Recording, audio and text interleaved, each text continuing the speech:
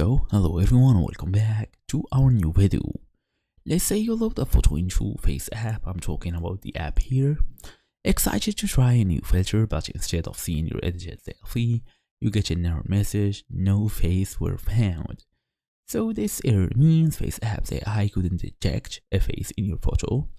The app is looking for a specific facial features like eyes, nose, mouth, and basically I would say a recognizable arrangement, and for some reason it's not finding them on you. So common causes include obscured faces, extreme angles, low lighting, or simply a photo that is kinda too small. So in today's small tutorial, we're gonna go and try to fix this so FaceApp can see what you see.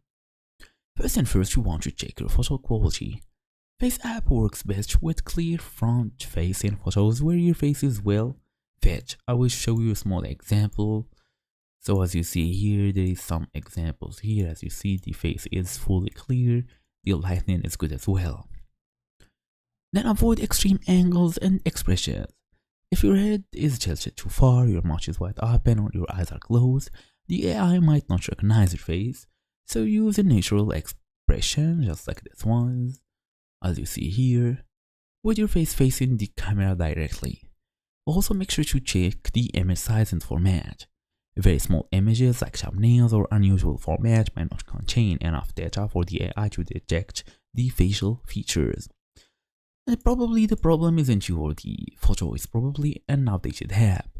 So go to Play Store, App Store and update your app as fast as possible. That's the whole idea. Thank you all for watching. I'll see you all in the next video.